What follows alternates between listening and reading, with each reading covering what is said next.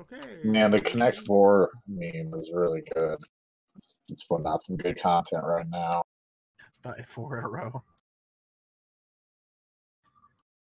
And we're live. Buy it. Hey, Todd, what if I told you I've never bought Skyrim before? Hello, everyone. Welcome to the pre-show. You're laughing now, but the vans are pulling up outside your house. I'm sure that I'm about to get... Someone's going to start screaming Dovahkiin at my door.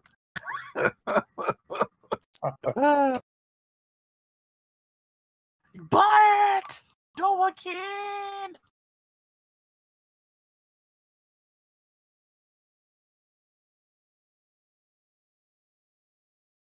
Word of the day, Dovahkiin. So this guy, he comes up to me and he bumps into me. And I turn around and I yell at him, "Don't fucking touch me!" God damn it. Son of a bitch. Well, there goes our monetization for this week. Dude, we don't get monetization. Yeah. Chester, the only thing that we're going to get monetized from is if we actually get a base of fucking fans at some point or another who's willing to pay for our content on some sort of Patreon of some sort, because the YouTube money isn't going to be there anymore, and any other money from that, it's not there. So we would need, what is it? It's like 1,000 subscribers and 4,000 video hours watched. Yeah. I mean, if somebody went through and watched, our backlog, we would have, more than that. But Jesus Christ. Gray pessimism.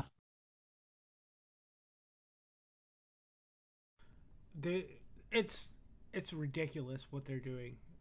I can go look real quick and see what our total hours looks like, but I don't think there's any possible way. I don't think it could happen.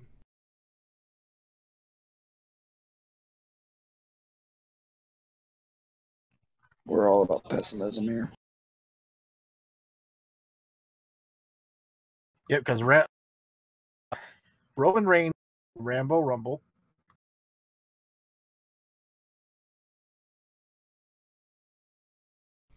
And Ronda Rousey wins the female one. Please no. I want that gimmick. I gotta shoot that one down right now. Ronda has gone on the record saying she will be in São Paulo, Brazil, filming a movie the day of the Rumble. Which is totally what someone would say if you wanted their entrance in the Rumble to be a surprise, Net Jester. Could you be any more fucking gullible? No, she's fighting in a tournament in Brazil for the Intercontinental title. Gosh, don't you know anything? No, it's not the Intercontinental title yet. It's just the U.S. title. But wait. When she beats the person in Brazil, it'll be Intercontinental. But hold on. If she's in Brazil, then no, Pat, no, she's 30. Jesus Christ. God damn it.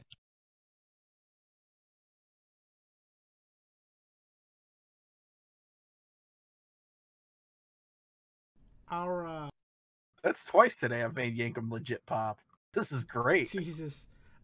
Our fucking top video for the past 28 days has it was the week before last, with 99 watch time minutes and 6 views.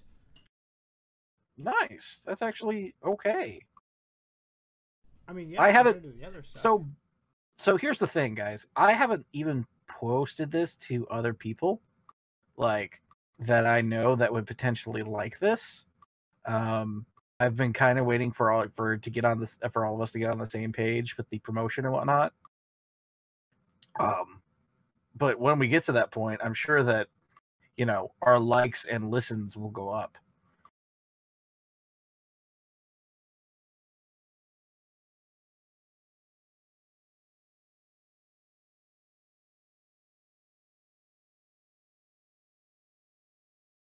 Wait, what are you up to? Hmm? What are you up to? What sneaky shit are you up to? I'm not up to any sneaky shit. Ah.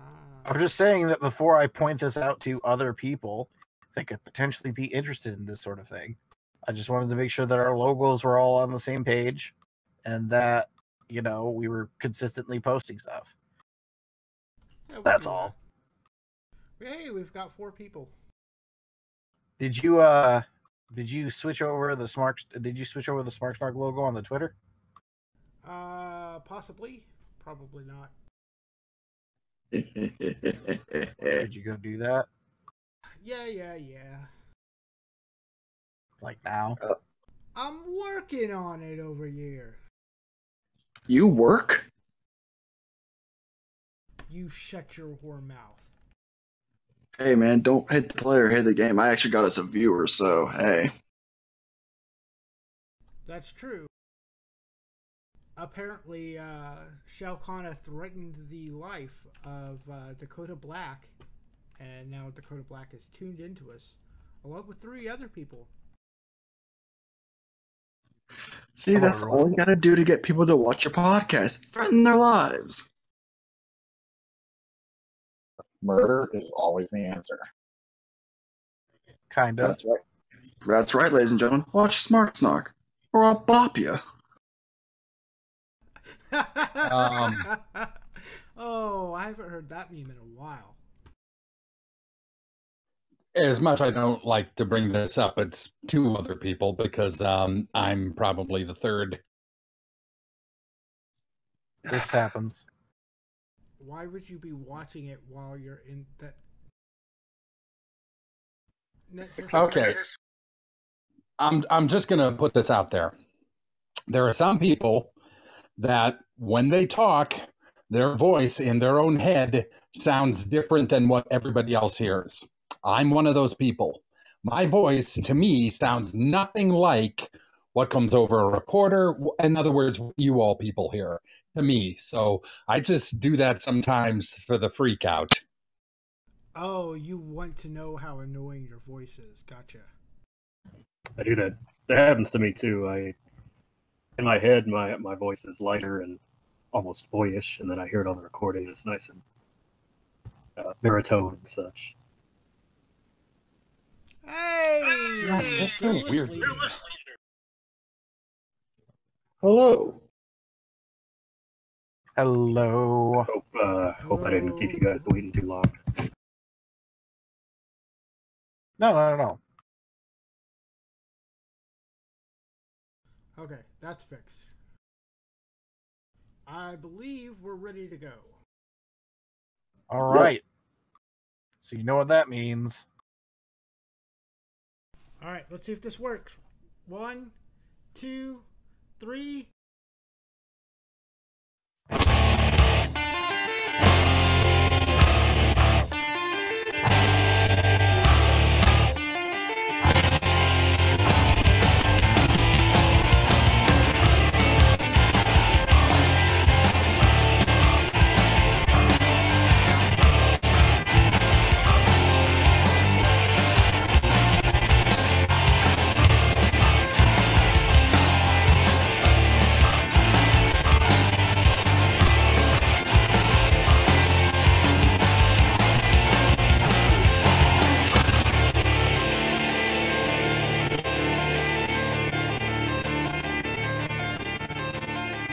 Oh, yeah. It's my favorite time of week and my favorite time of year.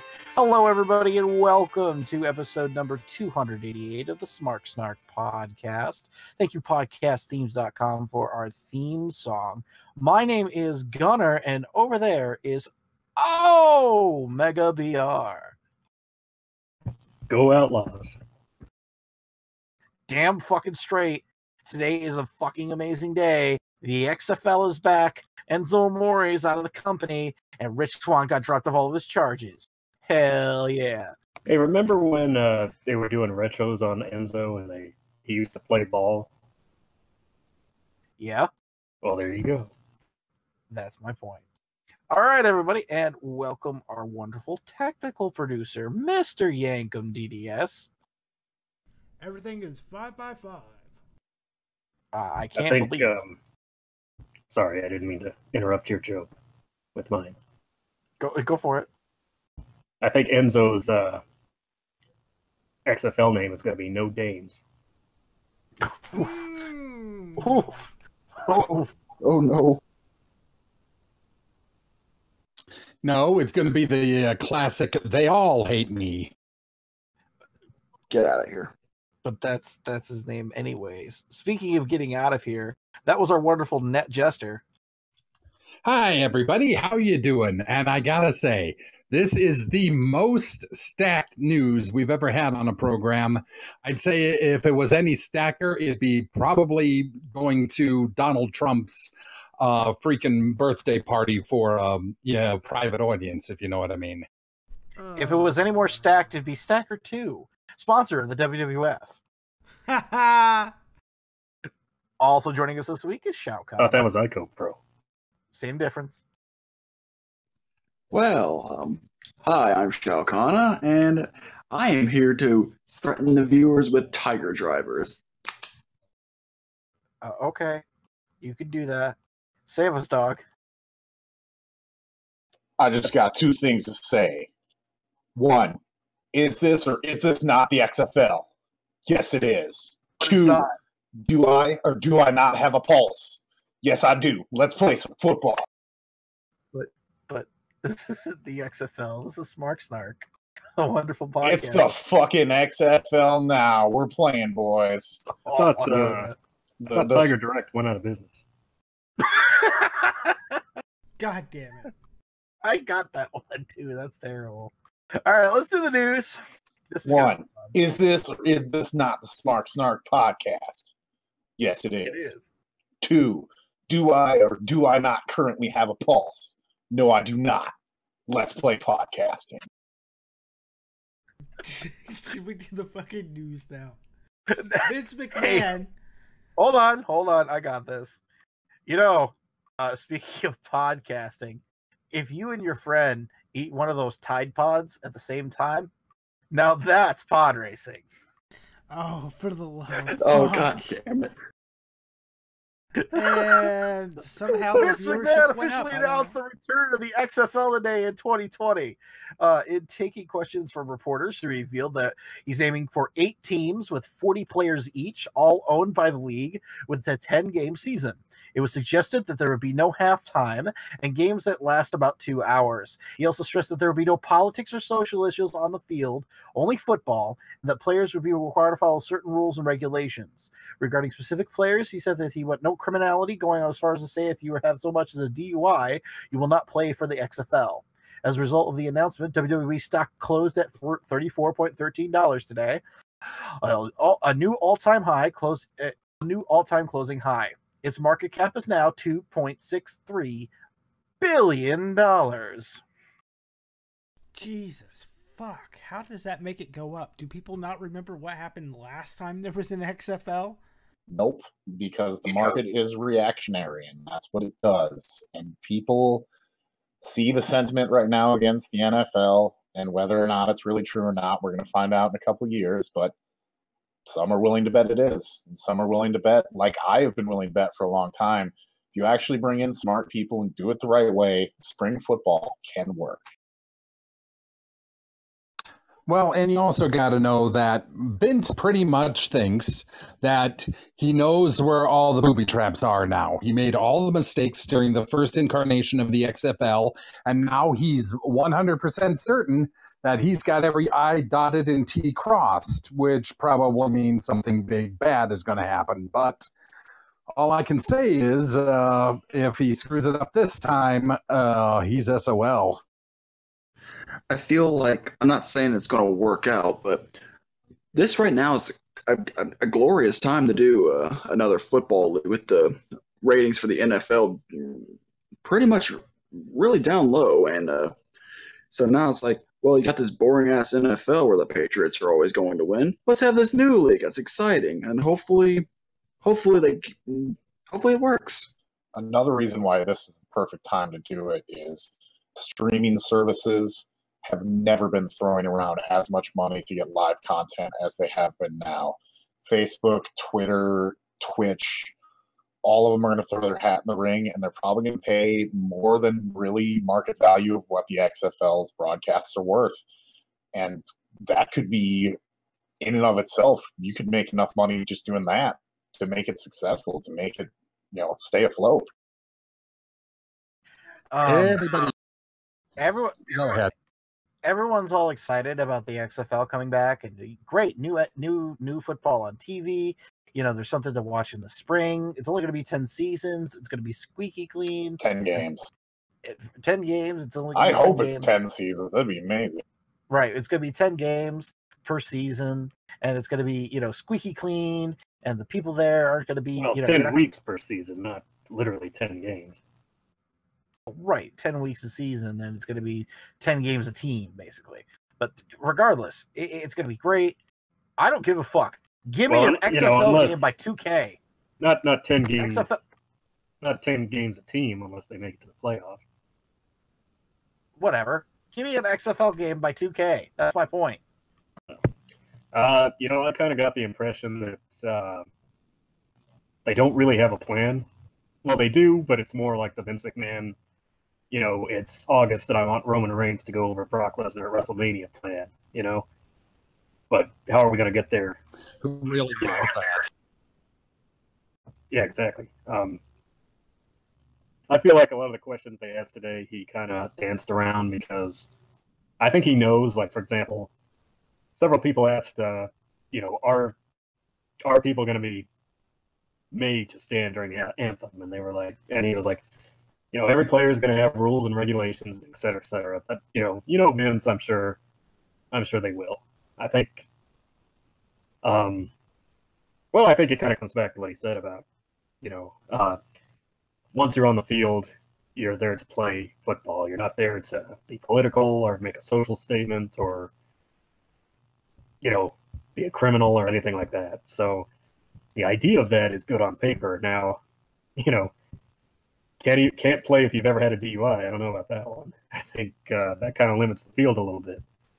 I mean, they don't even have that rule in the WWE. People kind of need to understand that this whole thing was a hype press conference, and the things he said, the idea of completely getting rid of halftime, is a lot of shit that's probably not going to happen in reality. Well, maybe. But you don't know. I mean, I understand, but I think the idea is that it's not going to be. I don't know. I guess that's the real question. Nobody really knows. For me, it seems like it's the practice squad guys basically getting a shot to show their mettle right around draft season. If they sign with the XFL, for example, and it's a non-exclusive contract, so they can go play in the NFL later on during the year, I could see people being poached from the XFL into the NFL. And that'd be a perfectly fine thing because you'd have a whole new batch of kids who didn't get drafted, who are actually decent, who are going to get signed to practice squads later on in the year, doing other XFL stuff, so that it's like summer league for NBA.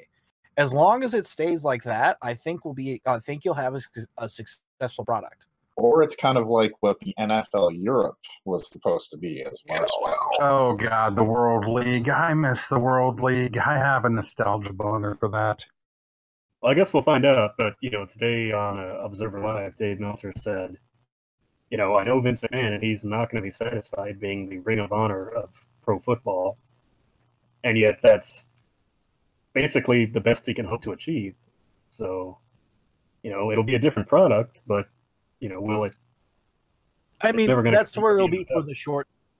What other the goals are going to be in the long term doesn't really matter because Vince will probably pass before anything else happens. To be realistic, I mean, I'm not trying to say that to say that Vince McMahon's about to die, but if this takes 5 or 10 years or 20 years or whatever it is to try to actually escalate, Vince Bud, you're not. This isn't 20 years ago. You understand what I'm saying? If it worked the first time, then maybe we'd be at the point in talking as, what's better, the XFL or the NFL? And it was actually successful, but we're not there. The one key to this whole thing is the XFL kind of has to understand its role. That it's never going to beat the NFL, that it is the spring league, it is the second league, but you can still be a good league while having all those things be true. So I guess you're saying that it should know its role and shut its mouth? It kind of should. Like the people who are suggesting teams should go into Los Angeles or teams should go into these NFL markets, especially the stalwart markets, like the dude from Pittsburgh who called in, like, you gonna bring a team to Pittsburgh? You fuckers have an extremely successful football franchise there. That'd be stupid. It's Dog, do me a favor. Read off the cities that you believe are going to get teams. okay. Let me find the list. So the idea is it's going to be very similar to what the old XFL was. It's going to be 10 games, 8 teams, 10-game season, home and away against the 3 other teams in your division, and then 1 game a year against a team in the other division. So for the East, I bring back the Orlando Rage. They play at the Citrus Bowl, which is now Camping World Stadium. I bring back the Memphis Maniacs, and they play in the Liberty Bowl. I introduced Louisville, and I called them the Stampede because I don't have a better name. And they play at the Louisville Cardinals Stadium, the college football stadium. And then Hartford, they play at Rentschler Field, which is the Connecticut Huskies football stadium.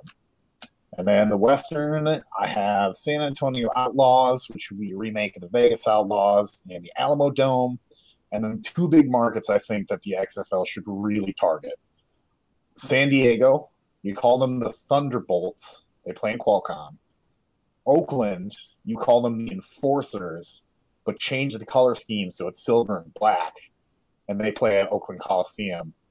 And then the 8th team, which is probably the least likely of the scenarios, but I would go with Salt Lake City. Call them the Gunslingers. And then you got a good mix of the old goofy names. You got the new kind of whatever fucking political vibe they're going to surround the league with, names like the Rebels and the Gunslingers and shit. And then you really try and take advantage of those markets like San Diego and Oakland that the NFL said fuck off, and then they could just say, well, fuck you then. We'll just cheer for the XFL. I have a feeling that your Salt Lake City will turn into St. Louis. I think that's the more likely market than Salt Lake City. You get St. Louis, you could do Portland, Omaha. There's a number of different cities that don't have an NFL team that have a size big enough to support. If you get 30,000 people to go at $15 a ticket or something, just the draw alone could support the league. But then you're also going to get these big money contracts from all these different streaming services who are desperate for content. Betting that it's going to be on Twitch. There is 10 times the chance that this XFL could succeed than the old one had. Agreed. Do you guys... Okay, so to give initial predictions, knowing nothing about the product other than what we know today, do you guys believe the XFL will be successful in this current iteration?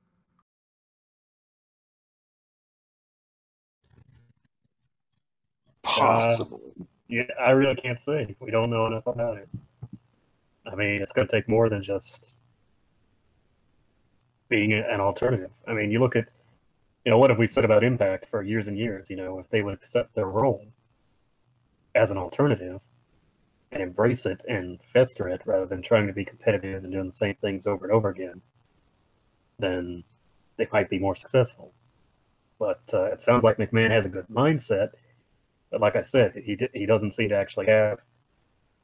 He has a lot of stuff on paper, but not a lot of stuff in progress. So, who's to say? All right. Now that we're all hype about that, let's move on to the serious topic of the week. Enzo Amore was released on Tuesday following a suspension Monday, the day a woman on Twitter accused him of raping her following a drug-induced party. A rape kit was done on October 23rd of last year, days after the incident took place, something WWE officials were completely unaware of until Monday. While no charges have been filed, WWE felt this was Enzo's last straw after a series of obnoxious events, including being kicked off the tour bus in Europe, allegedly for being loud while others were trying to sleep, and telling friends he was the only in wrestling for the money. For what it's worth, the accuser's friends have denied the assault, with one even showing text messages to appear to be bragging that she was in bed with a famous wrestler, suggesting she told her father about being raped as an excuse for sneaking out of her sobriety house. Now, the more I hear about this story, and so let's do a little prefacing here. Whether or not this girl is correct in saying this, if this is true about Enzo, then Enzo is fucking awful. You know, it's just as awful as what we've been led to believe on the TMZ and with all this, you know, Meltzer reporting and backstage stuff that's going on. Him getting kicked out of the locker room is perfectly justified, perfectly understandable, and all of this nonsense is himself. And I have no qualms about calling Enzo Amore an asshole, shoving him in the same fucking grave that Vince Russo belongs in, and calling it a day. That being said, the general consensus, from what I understand, and I'm speaking for myself here, I'm not speaking for anybody else on the podcast right now.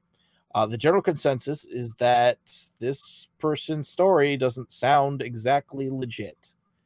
While Enzo is still fired and perfectly justified for doing so, you know, considering all of the other crap that has gone on, I believe that it's worse of this person to accuse Enzo of this particular heinous act because it's quite serious. And it is definitely something that is, you know, that shouldn't be fucked around with. I mean, if Enzo was inappropriate, and he should be fucking charged to the full extent of the law.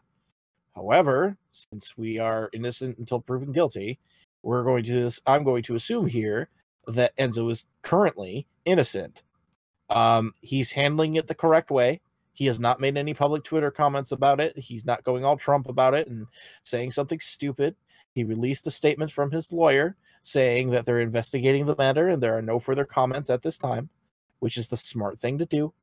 It sounds like this woman was really trying to do something to hurt Enzo for whatever reason that she had. And at the end of the day, if this sticks, if this sticks and this is true, then Enzo's an asshole. If it doesn't, I almost feel bad for him. Let's face facts right here, right now. The Titanic is holding more water than this girl's story is. I did about as much of a deep dive into all the news reports I could find about this, and I've even watched this admittedly rather questionable video that from this friend of the accuser that purports to show these text messages, which may or may not be faked. I'll put that out there fairly. But when you hear about the overall things going on here, you have to believe somewhere in the back of your mind that if this is real in any way, shape, or form, and Enzo did do this heinous act, then it is absolutely not only should justice be done, but if this woman lied about it, then she could be facing some serious criminal charges too. Yes, indeed. Or she should anyway. You know, there's a debate about should it be an equal punishment. I don't know if I necessarily agree with that, but certainly, you know, this is a very serious thing. This essentially got him fired despite his past behavior, you know, despite it being a last straw. It's the kind of thing that sticks with you.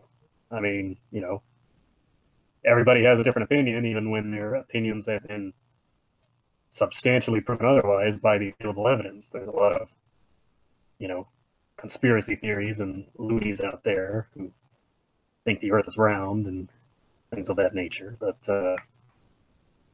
seriously though,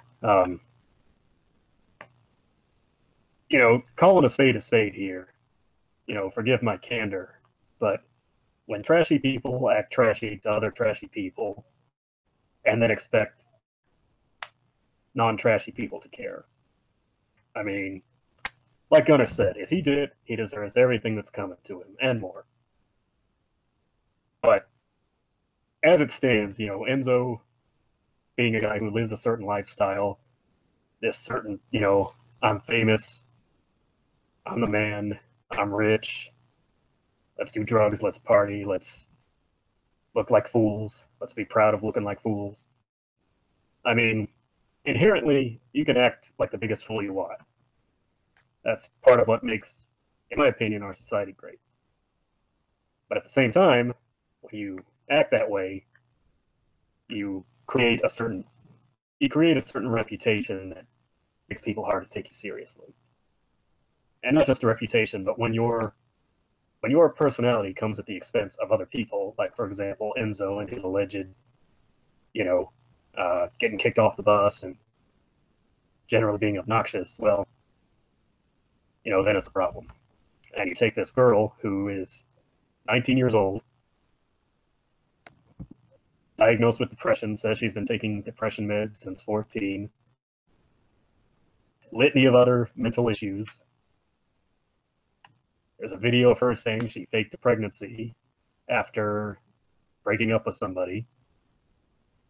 Her friend says she was at a sobriety house, snuck out to go to this party with Enzo and these other people who, I'm sure they're nice people, but by their general, the way they present themselves, seem like the kind of people that, act trashy. I'm not saying are trash, but act trashy and are wealthy, or dare I say privileged enough to do so without much repercussion. And ultimately what I'm saying here is, based on the kind of company you keep and the way you act with them, there are consequences, certainly. And these are Enzo's consequences. Certainly doesn't deserve to be fired, I don't think, over an allegation, a false allegation. But the reality of the situation is, Enzo being Enzo, he kept it a secret. He knew he'd be suspended.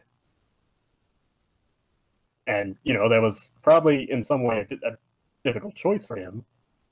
But, he knew he'd be suspended as soon as the allegation came out or the investigation came out. Although I'm pretty sure the rule is that you have to be charged. But that's neither here nor there. Well, he kept it a secret. Here's a big problem is that all this stuff comes out, whether it's true or not, doesn't matter. All of it comes out on the day that Raw 25, the 25th anniversary of the damn show, is happening. And then, as we found out today, a few days later, Vince is going to announce the XFL is coming back. Can't have this clouding up those headlines, one way or the other. Well, that too. But, the suspension and the firing, he can always be rehired. They had to make that move no matter what. It was going to happen. Well, they definitely had to suspend him, I guess, under the rules. Although, again, 100%. I think the rule is charged and not necessarily, because Lawler was charged, but the charges were dropped. As was Swan. Enzo was never charged, however. It obviously looks very bad. But again, that's neither here nor there, because the company can ultimately do what it wants. And again, Enzo, in his choosing to act trashy, has found himself in this situation. With, with all due respect to her, especially if she is a victim of this crime, by all presentation, a trashy girl. And, there was some debate, for example. To be honest, it has a lot less to do with her being very trashy than with it being very hard to trust the things that she's saying, considering all of the other random stuff that she said in the past. That's what I mean. The kind of person who, in this past week, before and in fact after she admitted this on Twitter, which, by the way, putting it out on Twitter in the first place. Now, to be fair, if she put out a police report and if she's revealing it now because for whatever reason, then that's one thing. But you put it out there on Twitter, and then in between that tweet, you say stuff like, "I'm so glad my dad kicked me out," or "Thank God he kicked me out. I don't have a curfew anymore, and I got cocaine in my eye. Am I gonna die?" And that's not word for word what she said, but those two tweets within the last week or so were made. That was the general idea between the tweets. And, that's, again, we're talking about credibility here. You really, Enzo may be a jackass, but, Well, that doesn't shoot your credibility. Need to ask this question real quick. Is this an unfortunate result of living your gimmick pretty much 24/7? Oh, this isn't about living the gimmick. This is about Enzo making poor choices and making a lot of them at the same time. Yeah, but you know what? A series of time. You know what, MJ? My ultimate point with all this, and why I'm so annoyed about it, discouraged by it, it's not just the fact that he's accused of this, and like I said, if he did it, then he can go kick rocks. But it's the fact that Kevin Nash recently said that Vince McMahon told him, back in the old days, everybody was hungry, everybody was trying, everybody was being who they are. Everybody was fighting, clawing, scratching, whatever. And these days, it's like they all wait patiently backstage for me to anoint them. And I'm thinking, of all the people on the roster, if there's one guy who's not sitting there waiting to be anointed, it's Enzo Amore. For better or for worse. Obviously, in certain cases, this one included for worse. And that's why I'm so annoyed about it. Because it's one thing to live your gimmick and to be a jerk and to not know when to stop and to keep company with 19-year-old drug addicts. But it's another to, try to be different. And I feel like, in this current culture of fear cultivated in WWE, where everybody's afraid to stand out because they might get fired or they might get depushed or whatever, I feel like this kind of helps. You don't have to commit a crime to be different, but see what I'm saying? It sure does certain guys can't say certain things on social media, even when they're in character. And that's kind of what I'm getting at. It's like, here's a guy who, for better or for worse, lived the gimmick. Not everybody has to live the gimmick. If we're talking about, really, I'm mad at Enzo because he, for all his faults, hey, the guy is one of the greatest talkers in the last 10 plus years. And, this is what he chose to do with it. Not. That's to say that he's one of the best talkers in the past 10 years is to say that Vince Russo is one of the best writers in the past 10 years. Well, we might have to disagree on this one because I feel like if you look at it, speaks more to the quality of the company than it does the quality of people who aren't Enzo. But right, I feel like he is. I mean, I feel like when I watch Enzo, I feel like I'm watching somebody who, he's not going out there doing a suffering succotash promo. And I agree with you, but there's a difference between good and genuine. What you're identifying with is that he's genuine. Yeah. What we're not saying here is that he's good. He's very good at being. Well, look, when the state of affairs we're in, anything genuine is good. Braun Strowman is a perfect example of that. Exactly. Let's just get into that because I think that this is a nice place to wrap up this Enzo Amore talk. All right, next news bit.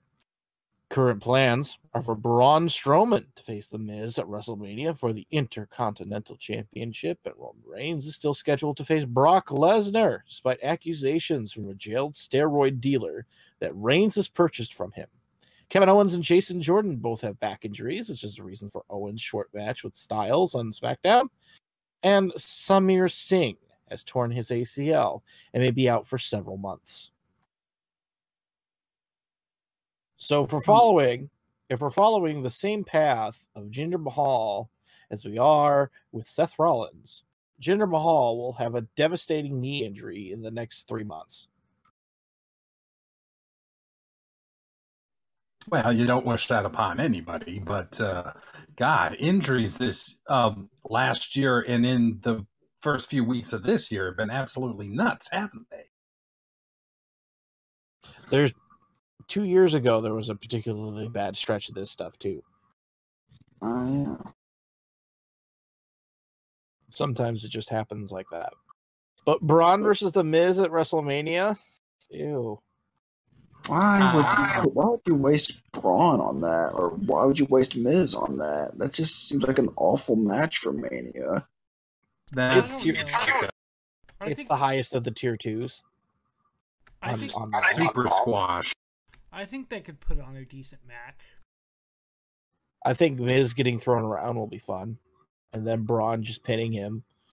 I feel like this is the same old monster push, Ryback, Rusev, guys that destroy everybody. They get so much credibility. But then when it's time for them to hit the championship, we got somebody else in mind.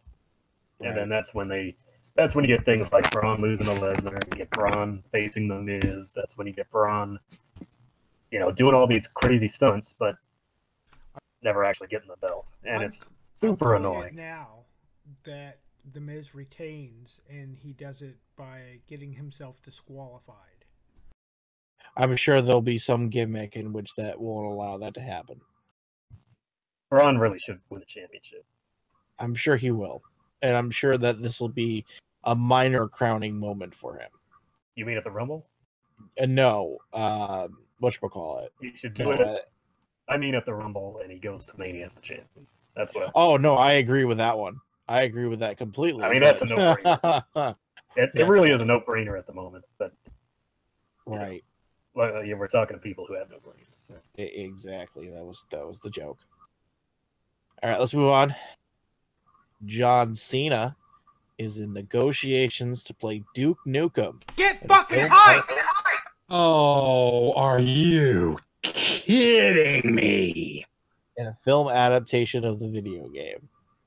Eric Bischoff said this week that the NWO Wolfpack was meant to compete with the original NWO in a Nitro vs. Thunder program, as he did not want to have to do a second show, but would rather create his own competition.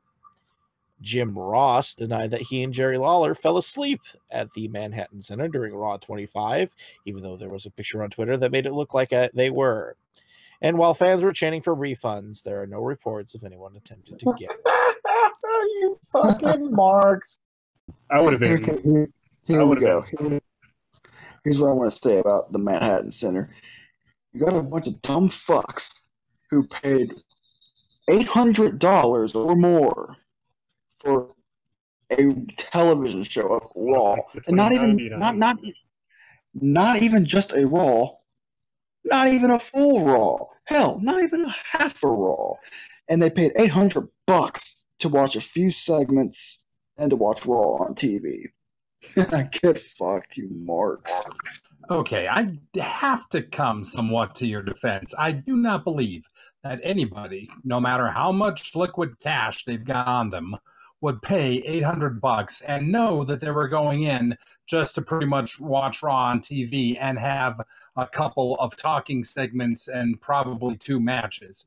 You had to believe going in that they thought there was going to be much more than that, like a show literally split down the middle between Barclays and the Manhattan Center. Or the first hour from Manhattan and the second and third hour from Barclays. But, I would have been so annoyed and ticked off. And listen, if I was paying like front row Raw on a normal Raw, like around here, like even, Chicago, even a good city like Chicago, it's like $200. Probably a little less if you get it, second hand, third hand, whatever. If I'm paying more than $100 to go to a WWE show and they don't deliver, I'm getting my money back. I mean, I don't care who's coming out. DX. I knew the DX reunion was going to be at Manhattan, but so what? They do one like every year, almost. I mean, maybe not every year. The Balor Club and DX click thing. I mean, it was neat, but it wasn't worth No, $100, let alone 5, 6, 7, 8. I mean, I went and looked. The show. Obviously, the show was in progress, so you couldn't buy tickets anymore. But I went and looked at the pre-sale prices, and it was between 90 and the 800 whatever number. And I assume the 800 whatever number comes with the chair, because everybody sitting on the floor to get from what I could see, could get a one of those commemorative chairs you get when you sit front row at a pay-per-view or whatever. They got the chair. I assume it was like the VIP deal where they got to meet people backstage and do that whole thing. But I mean, man, around right after that Hardy Wyatt match, which Wyatt won, and it was like maybe 5 minutes, maybe 6, I would have been like, dude, either the Bullet Club's coming out or CM Punk's coming out, or I'm getting my money back, And I think the disappointment comes not from the fact, NJ, that people willingly pay these prices. It's the fact that, when the camera wasn't on them, they were chanting, bullshit and refunds and this and that. And then when Triple H, Smark Enemy #1 was in the ring, they played along and loved it and chanted and too sweeted and, So, I mean, I think that's where the disappointment came in. Like geeks. I was surprised that Triple H did soothe those savage beasts. I mean, and I don't even really blame them. They weren't savage beasts. They were just complaining. Everyone knew they weren't going to do anything. Come on. No, I'm sorry. I gotta disagree. I don't believe that everybody knew that they weren't going to do anything. I thought you would think that this would be a half and half show at the very least, and it was far from that. I think he's saying they knew that the audience wouldn't do anything. Yes. But even that, I mean, hey, it's the Manhattan Center. It's the hardcore. It's the people who will pay. And that's another conspiracy theory I want to get into real quick. They say that they wanted all the hardcores and all the smarks to pay the Manhattan Center so they could immunize themselves from any bad stuff or bad memes or bad chants going on in Barclays. Well, you're getting bad chants in Barclays as long as Roman Reigns is any kind of featured star. Right. It's going to happen anyways, Chester, because somebody's going to get tickets to there and somebody's going to get tickets to there. I'm sure that there was Brock Lesnar guys and Frank the Clown guys and all these other nonsense. Both of those guys were there. Frank was getting mad on social media. He was like, for once I agreed with him. But I think, beyond all that, I think we can agree that they kind of got screwed over. They did. But I think beyond all that, we can really agree that John Cena as Duke Nukem is the best news I've heard in a very long time. Wait a minute. I'm going to stop you right there. Right now, I want everybody in the audience listening to this podcast to imagine the Steve Carell from The Office meme of, oh, God, no! Oh, God, no! No! Yes. You know what? I would just like you all to realize that blow it out your ass. You can't see me. The Duke is wonderful. The Duke is almighty. The Duke will live forever. Who in the hell thinks that Mr. Wendy Whitebread, John Cena, is anywhere near capable of playing the Duke? You know what? He looks like him. Wendy Whitebread. Wendy Whitebread. You know what?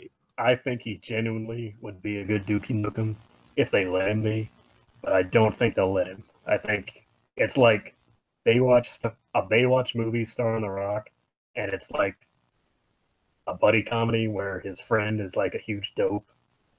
That's not Baywatch. If it's John Cena being an action star, that's not Duke Nukem. You know what I mean? I think he could be a great Duke Nukem.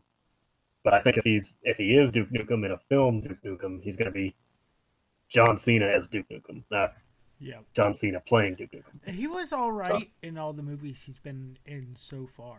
Like, if it's bad, it's not going to be him. His acting is fine. Script. I think it's going to be his Deadpool.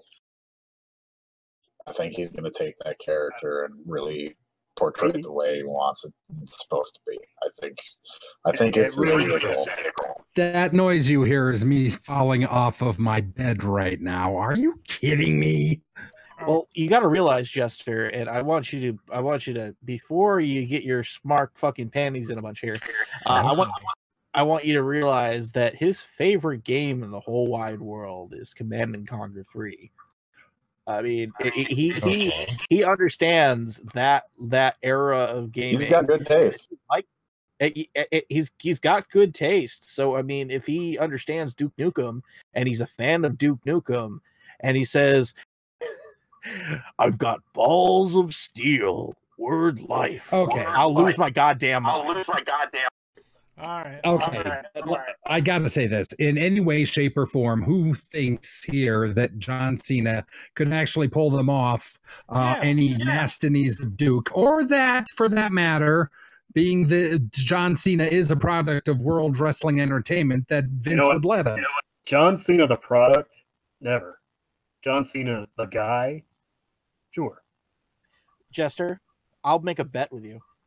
I'll make a bet with you right now. I'm listening. All right. If this Duke Nukem is actually decent, comes about full fruition, John Cena's starring in it, and it's good, and you like it, we're going to come up with some sort of punishment for you that you're going to have to do.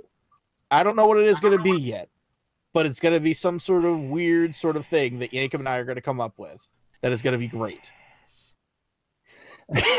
First of all, Yankum, you contain yourself already. It won't be a test. I'm a sporting man, so as long as it has nothing to do with human biological waste, I'm up for it.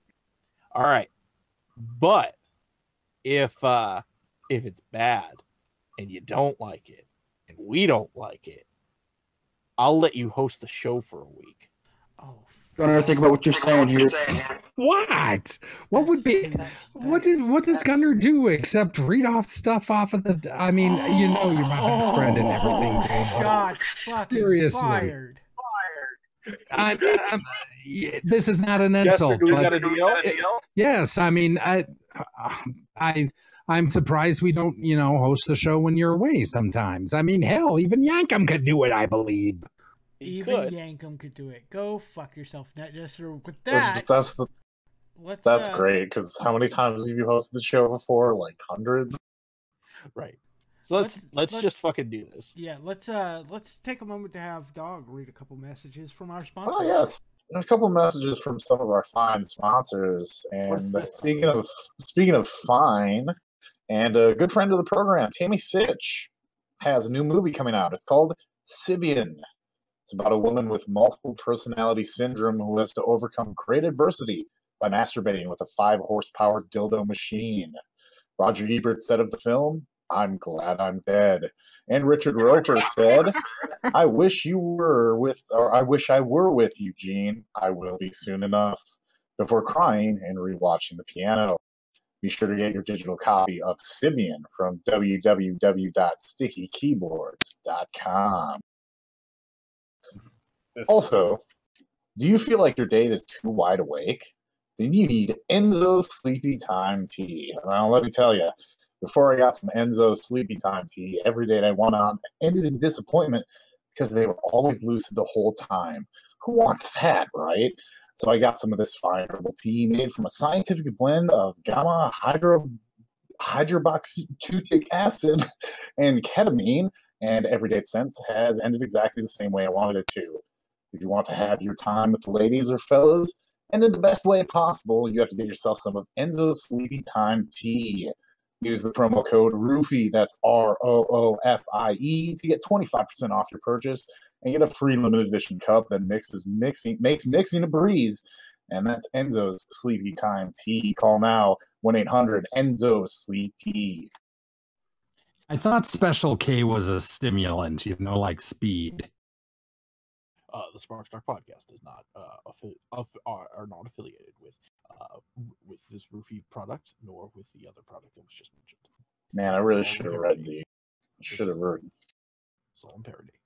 Should have read the the Enzo one before. I have no idea what that acid is. I still can't pronounce it. So fuck it.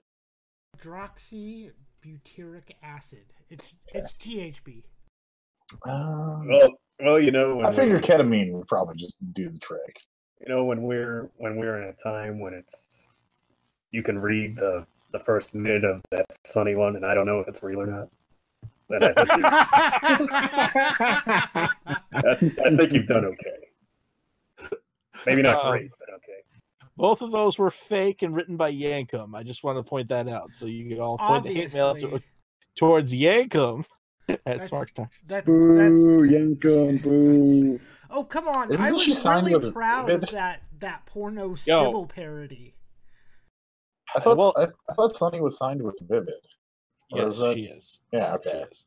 She's going to do another video, too, apparently. Ooh. Anyway, 15 minutes time wow. limit.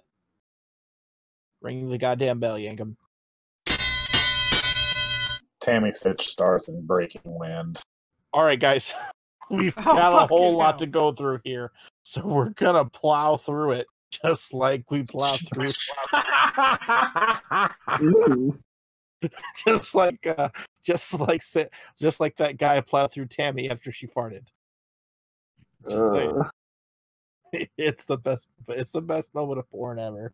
Oh, I can't believe they didn't bring her on stage with Jacqueline and Terry and Tori. Cassius Ohno versus Velveteen Dream for NXT TakeOver. Who you got? Oh, I forgot about TakeOver. Velveteen Dream. Jesus Christ, what a match they had. Dream and Johnny Gargano last night. Oh, I didn't watch it. Yeah, Dream is something else, man. He really is. I'm beyond impressed, and I got to go with him too. Well, look, enjoy it now, because when he goes to the main roster, he's going to be Tyler Breeze. Yeah, exactly. So I'll very much enjoy this match against Ono, who's just kind of treading water at this point, but I'm assuming he's got some sort of training gig down there. I just hope that I see. I just want to see Velveteen Dream and Goldust interact, be a tag team. That'd be great. Just give me that when he comes to the main roster, and I'll be happy. Oh my dear Lord! So Velveteen Dream, tag team match for the NXT Tag Team Championship, the Undisputed Era of Bobby Fish and Kyle O'Reilly versus the Authors of Pain of Akeem and Razor with Paul Ellering. Who you got? Akam and Razor. Get it? Sorry. Do you get it? Yeah, everybody knows that. Sure? Got it. So now that the boys are actually learned enough English that they can cut a promo, I think that if they don't do some swearing in the ring at Undisputed Era, then Jesus, I think I'll just quit while I'm ahead. It's Undisputed Area. That's Undisputed. It's so flat, Rick. Oh my God. That's definitely going to get over in West. Oh, Lord. Oh, the Undisputed Area. Someone make a map. Put those three in it. God damn it. Make it a thing. Fish and O'Reilly go over. We're going to see Akeem and Razor on the fucking main roster. Yes. We're going to see them both on fucking the Raw after WrestleMania. Oh. I'm pretty sure the Undisputed Era spoiled the year by saying that they're gonna hold the titles for the whole year, and I think that's gonna happen. I agree. However, if Undisputed Era does go over, then do you think we got 2 new surprise entrants in the Rumble? No. Moving on. Ember Moon versus Shayna Baszler. Oh God, I don't know. You know, Ember just came off this story where she couldn't beat somebody who just beat the heck out of her. Now she's got Baszler, who ain't bad, but she ain't good. I mean, it'll make Baszler look kind of bad if she loses. I mean, not really. Tomato can. I mean, I mean, she's looked pretty dominant with the backstage segments and stuff. I wouldn't mind this push so much if she was better in the ring. She's just average in the ring. Well, character's cool. Well, yeah, that's the but dude, if NXT women. Yeah, that's true. But if Ember Moon loses this, just end it. Yep. What more do I need to say? But can I have to ask a question here? Is Shayna Baszler the lesbian? The first lesbian on WWE television will be competing on a pay-per-view this weekend. I think it's Shayna. No, that's Absolution. And are you? Oh, MMA fighter. You do realize that Hardy Wilpelman was on pay-per-views. Oh, that's true. That's true. But we're talking cisgendered here. Come on now. You know what? I think Baszler will win because what I said before during that 4-way that Amber won, it should have. We came off this big face run with Asuka dominant. Now we need a heel that everybody hates. I thought it was going to be an iconic duo if it's Baszler and she can just, beat the heck out of whoever, and then Ember has to kind of have her redemption story to get back to it. I disagree. I think it's going to be Ember's going to lose it at WrestleMania, and I think that she'll hold on to it for now, just so they don't hotshot it fucking any more than they already have. I think Ember's going to retain it, but by disqualification. I think Shayna's going to get disqualified for kicking too much ass. That's a distinct possibility as well. I didn't consider that. Or something ridiculous like that, where it's just a stoppage or something. Ember retains. And then, we'll all wonder why, if she beat her up so bad, the match had to be stopped. Why isn't she the champion? Right, exactly. Aleister Black versus Adam Cole in an Extreme Rules match. On paper, one of the matches of the year currently. Oh, this is going to be so much fun. I can hardly wait. This is probably going to be a match of the night, if not better. My gut tells me Black, but my head tells me Cole via interference and such. It's 100% going to be Cole. Yeah, I was gonna say I'm the complete opposite. My gut tells me Cole. I look at Cole. Cole's a guy who can. He's already kind of established from the War Games match as a guy who's like, he's really good and everything, but he's also kind of a chicken shit. He can lose and not lose his personality. You know what I'm saying? That's not to say Black will be severely hurt if he loses. But he can lose and he still maintains his edge and relevance. I believe that Adam Cole, just like the tag team match, Adam Cole is the entity that will be staying around, and Aleister Black will be the one going out on his back.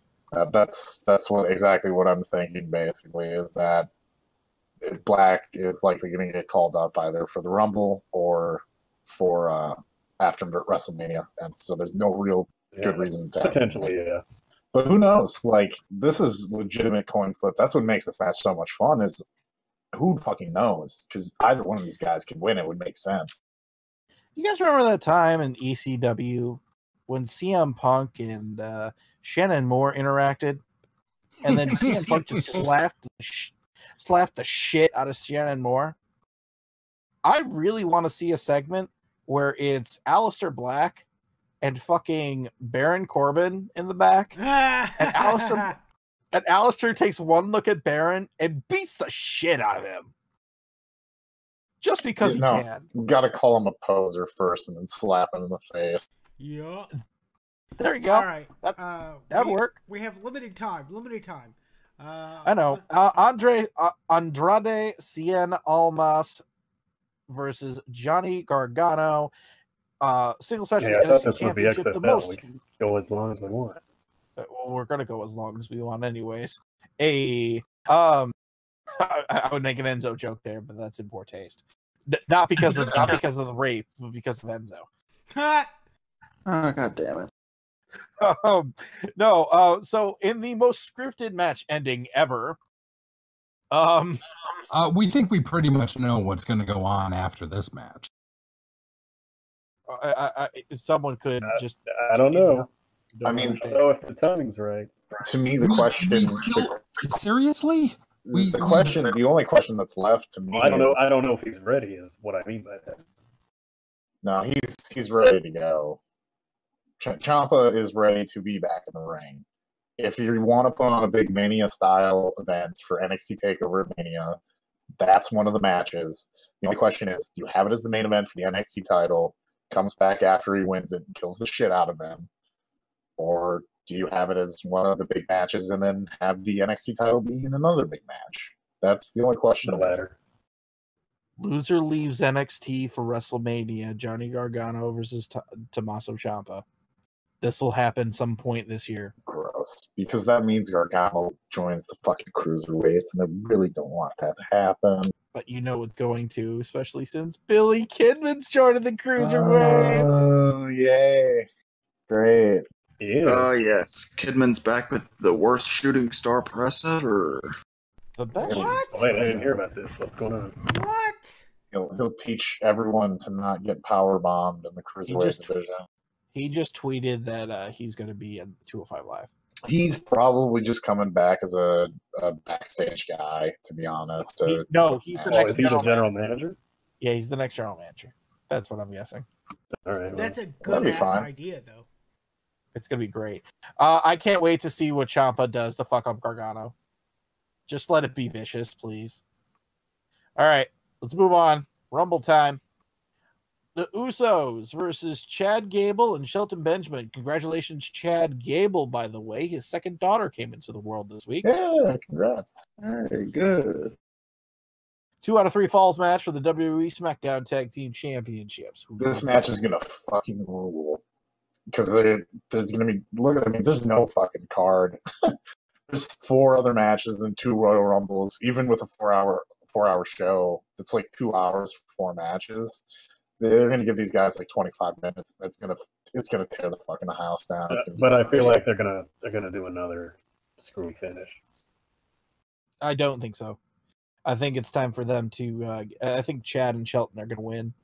Well, it is time, but it doesn't mean it's going to happen. See, I would agree with you, but one of the Usos spent a little bit too much time in the Uso penitentiary recently.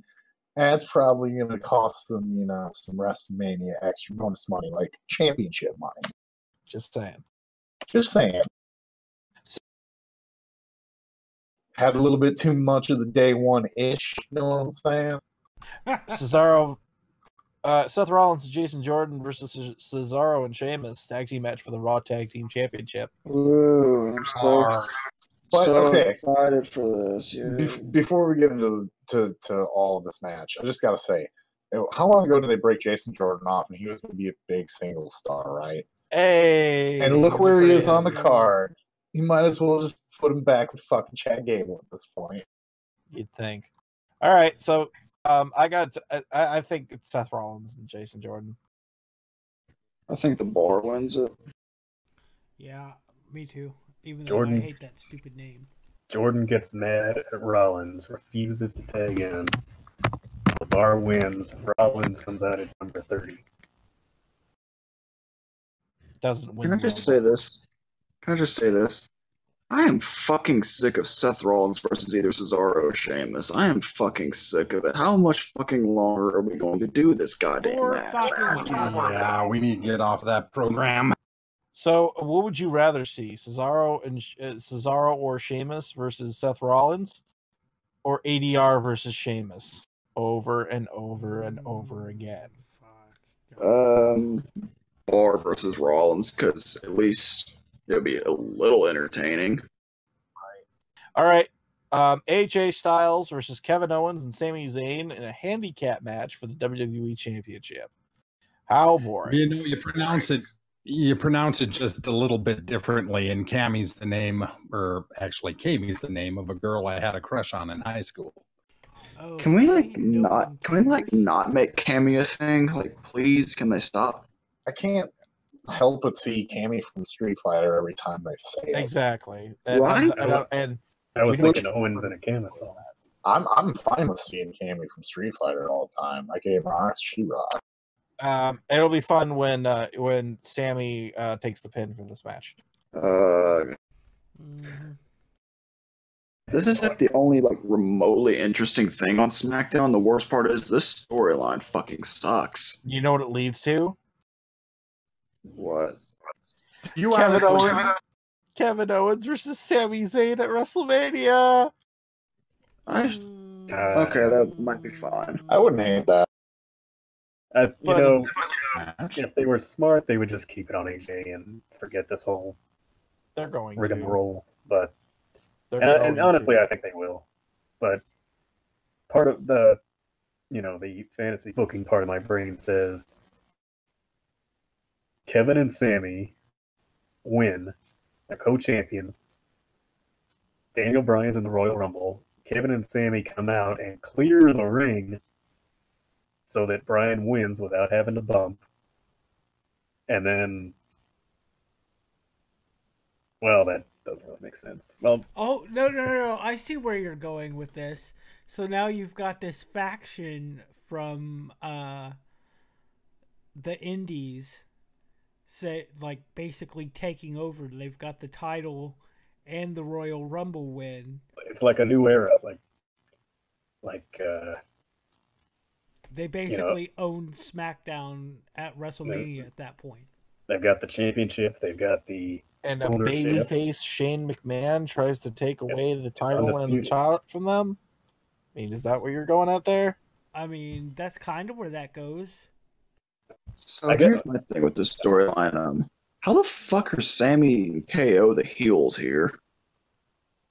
That's the question. Well, they're in practice they are, but in purpose they aren't. So that's the only kind of goofy thing about it. But I don't know. I would just say AJ wins and let him face maybe Nakamura and let Shane and Bryan have a tag match at Mania and one turns on the other and whatever. Blah blah All blah. right, let's talk If about Bryan is cleared, which he's probably not, so who cares anyway? let's talk about Brock Lesnar retaining his title after he knocks Braun Strowman out of the ring and pins Kane. Yeah, that's pretty much what's going to be. It's going to be like the only way this is going to be a long match is if Brock Lesnar goes through a table and takes a nap for like 10 minutes, and then Kane's eating the pin. I would like to make a prop bet. I believe that Paul Heyman will go through a table. ooh, No. really? Or like a States? piss bet. No, it's a prop bet. As in, I'm betting that a prop will be used to put Paul Heyman through the table. I mean, that's not what a Hey. prop bet is, but I God know damn it, it's not a Connor. prop bet. You is. and your fucking puns. Get out.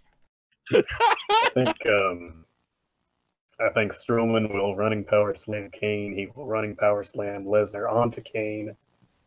And while his back is turned, Lesnar being on Kane counts as a pin. 1, 2, 3. Oh, Heyman distracts Ugh. fucking Strowman, and yeah, that's. I That's don't a really, really finish. Cost of his life. I don't really think that's what's going to happen, but that sounds so bad that, whatever finish they come up with, it's got to be better than that. So you're Do you welcome. guys remember the one time when Brock was in another triple threat match that was really good? The Seth Rollins and John Cena versus Brock Lesnar match Yeah. at Royal Rumble. Wouldn't that be great if they had another match like that was actually really good? But they're not going to this time, and I'm very No. disappointed. Because you got Braun Strowman, who works a very different style than Cena and Rollins, and you got the funny thing, Kane in a world title match in 2018. I know. I fucking love Kane. Like, I fucking took my name from like his shittiest fucking gimmick. Yeah, and but even I'm a huge mark for fucking Kane, but even I'm like, why? Because he's big and they've never had a match before. because we've all been hankering for that Brock Lesnar versus Kane match. They need somebody who's not Braun to take the pin. I wanted Brock versus Kane like 15 years ago. Yeah, 15 years ago, that would have been a badass fucking match. You know what's funny is that like I've never wanted this match. I've never once thought of this match before. They were like, "Oh, we've never had Brock versus Kane before." It's just like, "Oh, okay, whatever. Who fucking cares?" Well, yeah, but I mean, you have to admit, like, oh yeah, back in that day, it would have been the shit. It would have been fucking back awesome. in 2002. Oh my god, that would have been great. It would have been amazing. We are a decade and a half past that point. Yes, we are. All right, hopefully so Braun kills him. My predictions: Braun Strowman power slams Paul Heyman through a table. I believe that Brock Lesnar will F5 Strowman twice to put him down, and then do it once to Kane and pin him. I believe that Brock's F5 is amazingly protected at this point, so they're going to make that move used as sparingly as possible. 2 for Strowman because he's a beast, but 1 for Kane because they're going to put him down. It'll go like 2025, and we'll all be disappointed by the end. 3.5 stars. All right, let's talk about him. It's the Women's Royal Rumble match. God, it was bad enough. There was only 2 different winners, but now there's. You guys heard about this, right? What? No. Stephanie McMahon is doing commentary during the match. Yes, I did, and I was. So, by the way, if you hit the SAP button on your WWE Network stream, fuck yeah, you can no, change screw the that language. Go listen to Funaki in Japanese. Dude, listen to the Indian one. It's great. Yes, those guys are great. Or do they have the French option? No, they do not have the French dudes are great, and also the Spanish guys are excellent too. So there's a lot of great options. Rather than listening to that fucking shit. Are you kidding, dude? You know what? It might be okay only because the match is going on, so she can't talk about how we're gonna have this historic match. Oh, it doesn't matter. It's already going on. It doesn't matter because she has the most annoying voice in the WWE. Over under history mentioned from the beginning of the promo for the match until the end of the match. The word history is said 11 times. Over under. Over. Definitely over. I mean, it would have been better if you went 20. Yeah. I'm gonna count. I'm calling 11. Especially with Steph on commentary now. Okay. She's going to say that every other word. I'll take under just to be different because, I mean, look, you know what? Vince was a pretty good commentator for the most part. Maybe, like I said, if she actually commentates, then it might not be so bad. Well, but, you know, they wanted a woman on the fucking team so bad. It's not like they don't have other women who have actually had experience with commentary and have a little bit of background in it, like Renee, or how about Lita, who can't be in the Rumble and deserves a spot on that fucking show because she was part of why they're having a Rumble in the first fucking place. The Gunners lighten up. I'm just fucking. It just so irritates me that Stephanie McMahon is going to be talking during this entire thing. History, history, history, history, history, history. And then fucking James Ellsworth comes out of nowhere and wins the fucking match. We call that history, Alex. I'm calling it right now 16 times. History will... Okay. No, I'm sorry, 17. 17 times history will be... All right. So, but for real though, winners. Yeah. Obviously, I mean, the obvious answer here is Nia Jax, eliminating Asuka last. Everybody agrees with me, correct? No. Of course. That was supposed to trigger. That was supposed to trigger Shao Kahn. Oh, was it? Wait, hang on. Okay. You son of a bitch, I'm going to come over there and I'm going to bop you, all right? I'm going to give you a tiger driver that I was going to give our viewers, all right, you motherfucker? No. There 'Cause all we you know- go. That's the reaction I was looking for. But for the real answer, thanks Asuka for delivering us this great match, because you're going to go to WrestleMania and you're going to face Alexa Bliss. Let's play this game just to be fun. If it's not Asuka, and it's not Nia Jax, and it's not Ronda Rousey, who would it be?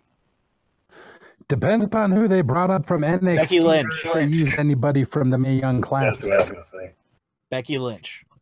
You silly fucker. Becky Lynch isn't allowed to win things. That's what I was going to say. And they'll do Becky and Charlotte, and I was gonna say Charlotte. Well, wait, Well, she's got the Charlotte's title. she's Never mind. See, that's the thing is the person when I first announced it, I thought Bliss, but then I realized she was the champ. I had no idea if the champions were going to be involved or not. Right. See, at times I forget Alexa Bliss is champion with how bad this reign has been lately. Yes. Like I said before, I am just very disappointed that the Nia Jax and Enzo Amore gimmick is over with, because Nia got to show a lot of her character, which is awesome, and she actually seems like an awesome girl. Just have her do it with Drew. It's gonna be great with Drew. that'd be It's gonna be even better with Drew. I can't wait for this. Seriously, please, please, please, let me see more of this. Dude, I want the Drew train back. Okay, over under. Nia Jax eliminates 8 people. Under. Over. Well, you know what? She's gonna set the record. She's gonna be, or well, I mean, it's the first one, obviously, but she'll have the most for this. You know what? It might be over, because I'm not sure if most of the other girls can convincingly lift another one over the ropes. 1 to 100 that R-Truth comes out to the Rumble and tries to start eliminating the girls, and they all stop him because it's the wrong Rumble. That would be nice, but I That think he's injured. So That would be fantastic. Okay, but seriously though, Or if it wasn't Asuka, it'd be Becky Lynch. That's the answer to the question. All right, so it's gonna be Asuka. Surprise entrance. Who do you got? Santina. Molly Holly, Yep, Victoria is the other one. That's not a surprise. Victoria, Ivory. Ooh, that's a Yes. good one. I would mark the fuck out. I love Ivory. I'm gonna say Sable. Oh my God, wouldn't that be Wow. crazy? That'd be That would fucking be nuts. amazing. Who is she married to? Well, Brock, of course. Yeah, But, you know, she didn't appear at Raw 25. I can see that happening too. That'd be cool. All right, that's enough of the women. Here's the real one: Royal Rumble for the Damn. guys. The real one. The real Shit one. on. That's fucked up, Gunner. At Well, real hey, one. come on with- now. Wow, Hold on. What are you Let me misogynistic? Okay, let me let's- justify what I'm trying to say Here, there. no. Let me take it from you. Let's not pretend that the Women's Royal Rumble is not opening the show. Okay, we all know it is. We all know that's how the pay-per-view is going to be structured. Yeah, of course it is.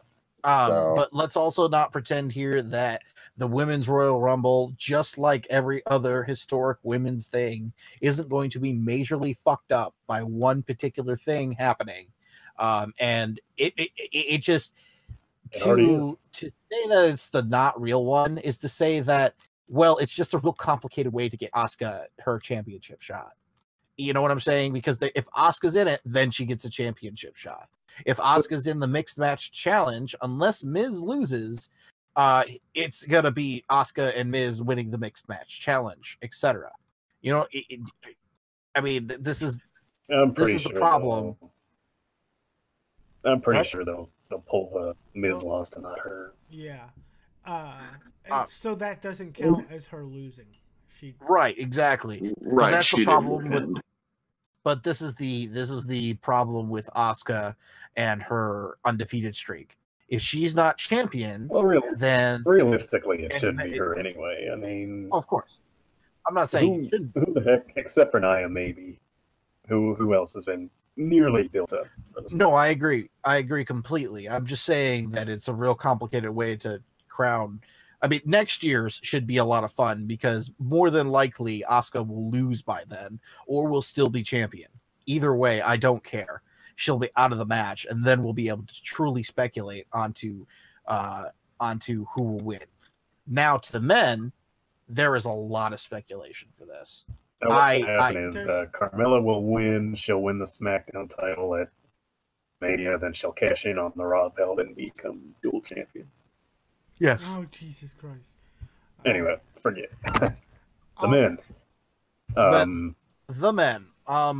So in the most wide open field, Roman Reigns. the least amount of competitors declared for the match, and the most speculation on who should or would win. Roman again, Yep. Nakamura, Ooh, maybe. Ziggler? But I doubt it. Definitely not. Ziggler. Ziggler doesn't win. You know this. He'll be in the match, but he ain't winning. Ziggler hasn't been on SmackDown since he dropped the title. I know, that's why he'll be in the match. There's speculation that he's retiring, actually. Well, there's speculation that Daniel Bryan will be in the Rumble, and that he could win without taking a bump.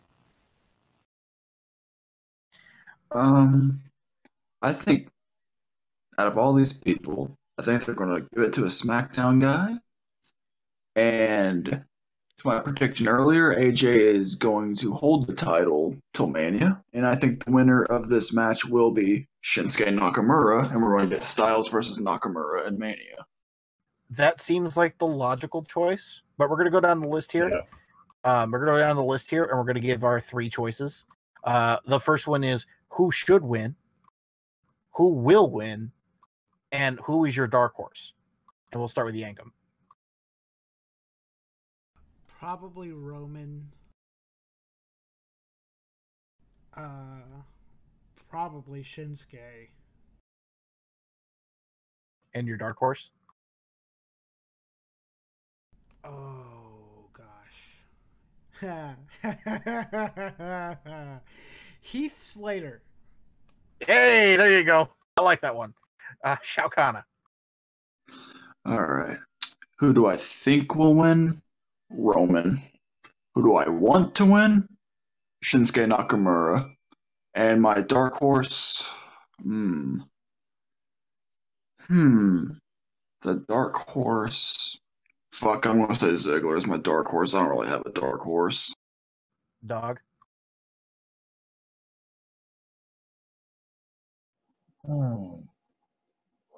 Okay. Who I think is going to win, or who I think they're going to pick is Roman. That's obvious. Who I would like to see win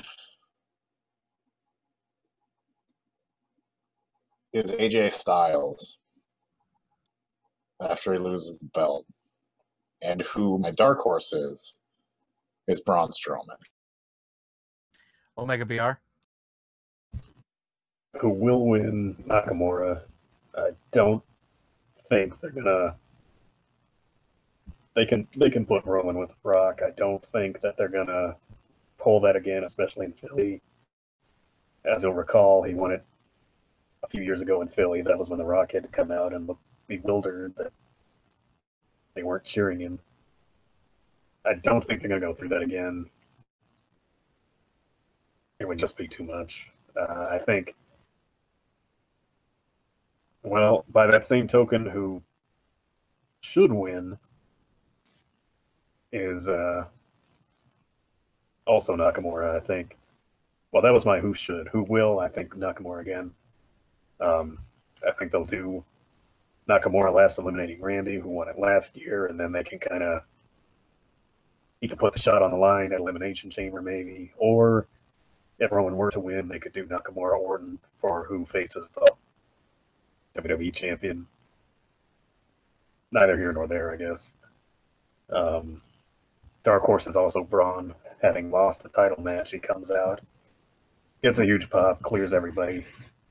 Even if he didn't win, that would not be a bad idea. So, Jester. Well, I kind of think that, the plan for Roman Reigns, if they're going to totally ignore the stuff with the steroids, we're pretty much getting him whether we want it or not as champion this year of the Rumble as well. A severe dark horse, and the guy I'd like to see would be somebody that you just doesn't see coming, like if I was just going to pull a name out of the hat, I'd pull somebody like, say Shelton Benjamin. He's a veteran who's got plenty of experience. The crowd likes him, and he can do some amazing things all by himself in that ring, regardless of whether or not he has a tag team partner. And if he did win the Rumble, what would that do to the interplay of him and Gable? Right. It would do a lot, but that's completely unrealistic, and I understand your optimism there, but I disagree. Who will win the Rumble? Nakamura. Who should win the Rumble? Finn Balor. Now hear me out. I believe that Finn challenging AJ for the title would be lit as fuck. But that's just me smart booking the fucking Bullet Club again. I mean, it's hard to argue with that. I think that it would be a smart move. If they decided not to go with Nakamura, I think that that's very well where they could go. Because Finn winning something big like that and then winning another big belt because they wanted to put a big belt on him anyways would be really, really sweet. And to see that match at WrestleMania would be fantastic. It would be the best match on the card easily. It would be something that we would probably talk about for a long time. That sort of thing. It would be great and wonderful, but how does a Raw guy go after a SmackDown title? I mean, if you win, aren't you going to Royal your show? No. Don't you remember the brand split before Batista thumbs down? That's how it's always been. The whole gimmick, Jester. It's the whole gimmick. You crosses brands. You get to pick the champion that you face. That's what I want to see. I want to see AJ versus Finn for the SmackDown title. I get why Netchester probably doesn't remember it because he has such fond memories of I think it was like the WrestleMania 20 when no one won the Royal Rumble, and then well, I was there at WrestleMania 20, so yeah, exactly. Yeah, there was only two guys in the ring. I know, I understand. But no, that my great dark main event horse between Kurt Angle and Eddie Guerrero. My dark horse. Now get ready for this one. Kofi Kingston. Ooh.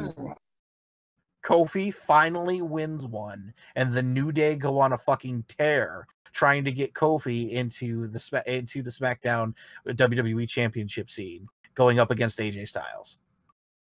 And they have a series of matches where AJ is fighting Kofi, and he's fighting Xavier, and he's fighting Big E, and they have this big program, and it's like the New Day, because they're all together against AJ Styles. But obviously the New Day comes out and they're not supposed to help Kofi, but Kofi and AJ have like this fucking amazing match that you wouldn't fucking expect. I guess the theme of my picks this year is having amazing matches with AJ Styles, since he's the WWE Wrestler of the Year, with people that really deserve being noticed. The theme of your picks is, man, how great is the SmackDown match going to be? Because the Raw match is going to be blow ass. Giant ass. The kind of ass that Netchester would look at a bar and say, I need 3 more drinks, and I think I'll take it. Kind of with your picks, it kind of reminds like with guys who need to prove themselves in a big match. It almost reminds me of Raw when John Cena had the United States Open Challenge. It feels just like that, just with AJ Styles for the WWE title. Yep, that's exactly what I was thinking. John Cena comes out number 1. He gets eliminated. He comes out number 30 and wins. He represented Raw the first time and SmackDown the second time.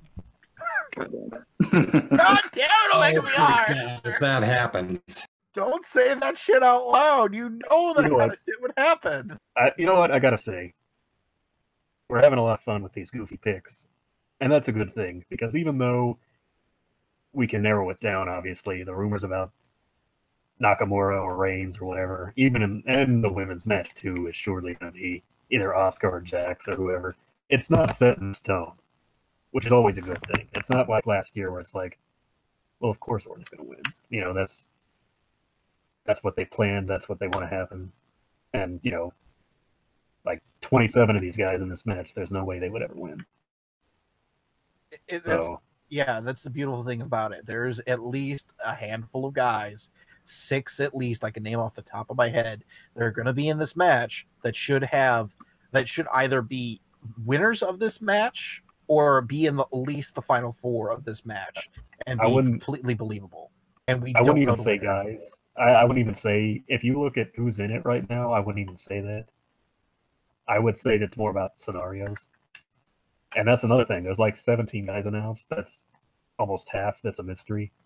And that's a good thing, too. Even though, most are going to be like last year when, Apollo Crews was in it.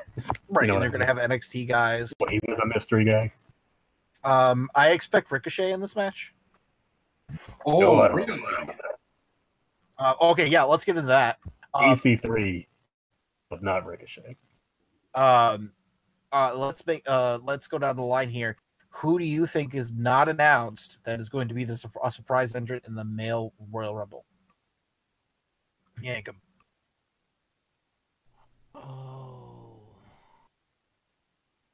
Come back to me. Ciao. Like as an unannounced, like a newly signed or also in NXT? Either NXT or celebrity or person that isn't around, that sort of thing. All right. I'm going to pick out of nowhere one. Cassius Ohno. I can see that. I can definitely see that. Dog?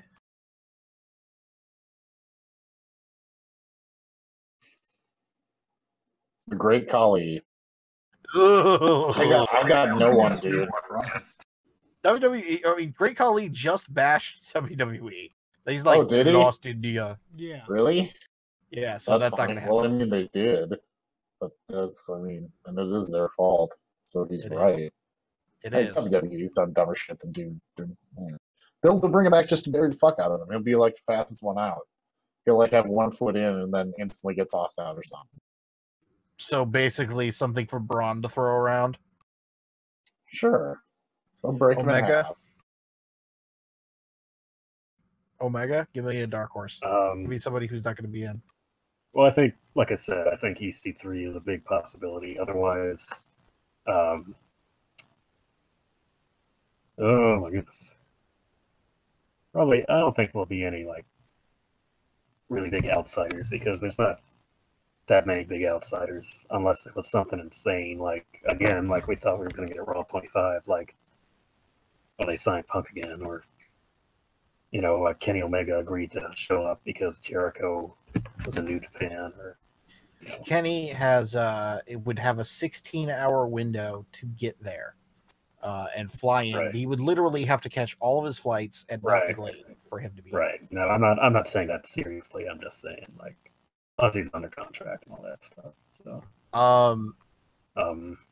if I were to say any New Japan guy would actually be in, what if, and just bear with me here, Jushin Thunder Liger. Oh, hell yes. My favorite all-time Japanese star. Yeah, I could see that, potentially. Coming in for just a spot, doing his shit, doing fucking, being Wrestle Dad, being out there with an NXT kid or two, fucking having a funny moment, and then getting tossed over the top rope by somebody and getting a boo. It's all right. I don't see it happening. That'd be all right. It's in Philadelphia, but I think they're done with the ECW pops. I don't think Dreamer or Van Dam are going to come out. I agree. I think that at this point, the only ECW pop you're going to get is Rhino. But you're also going to get sucking a dick, yeah, sucking a dick, yeah, sucking a dick. I was hoping that somebody else would join in on that. God damn it! But okay. Okay, real quick. If it's somebody from NXT, then first and foremost in my mind would be Aleister Black. I guess it's too early for him to come up. I'd be an alright person from NXT to begin it. I'm sure that there'll be an NXT person in it, but Jester, who do you think besides that would be in the match? Besides Black? Oh, I don't know. Let me just who was Elias singing to in the front row of Raw? Oh no, Jimmy Fallon.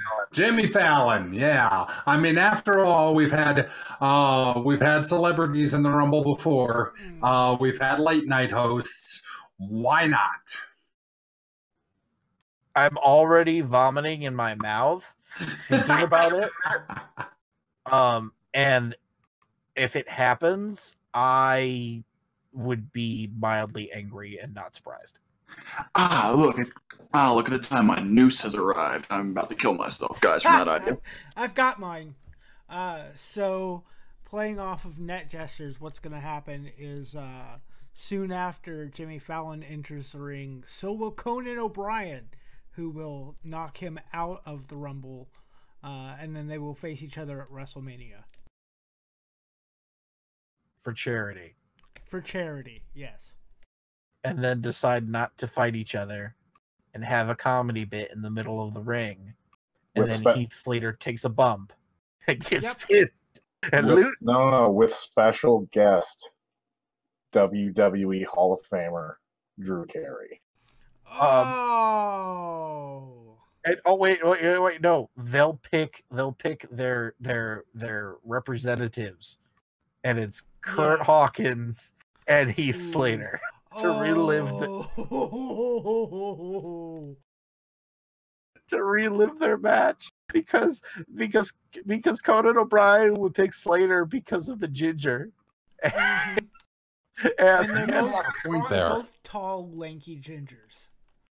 And then Jimmy Fallon would pick Kurt Hawkins because he's from New York City. Man, that's awful. Can we move along? By the way, we've been at this for like 2 hours. Well, one more. I think Harvina might show up at the Women's Rumble. Yes.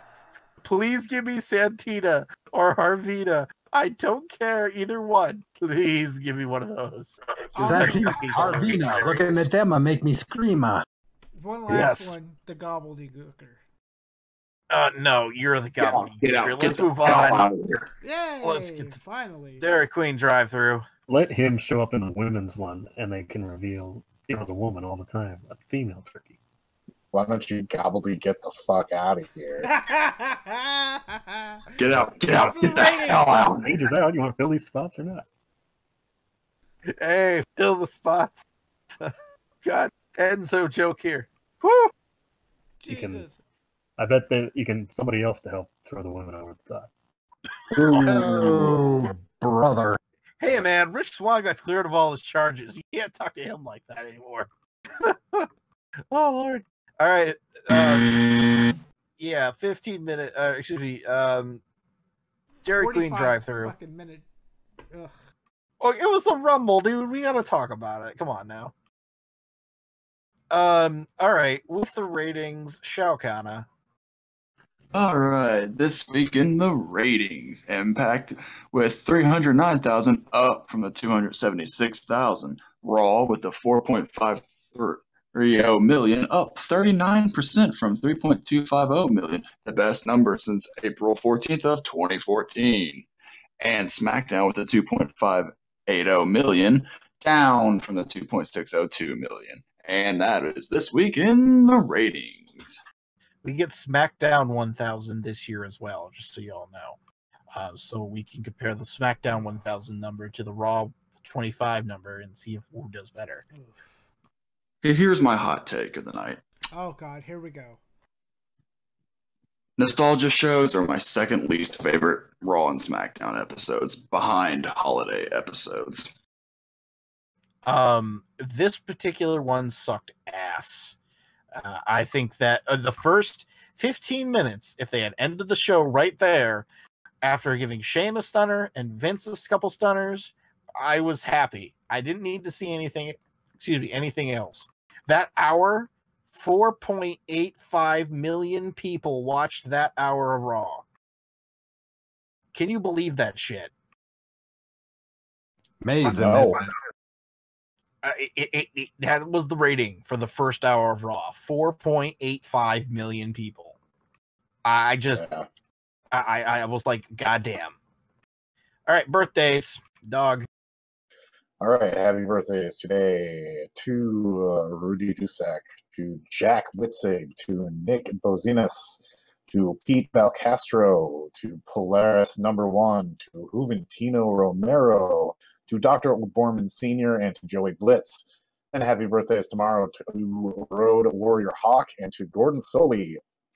And then happy birthdays 2 days from now to Ken Timms, to Red Bastion, and to Big Bad John.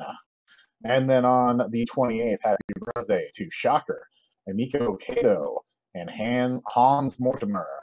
And then on the 29th, Aldo Boni, Ernie Bemis, and Frank Hurley all happy birthdays to them on the 29th. The 30th, Art Thomas and Jimmy Clydesdale. And then on the 31st, Matt Riot and Paul Bozell. Happy birthdays to all y'all. And now it is time for This Week in Wrestling with Omega VR. Yes, this weekend, wrestling history.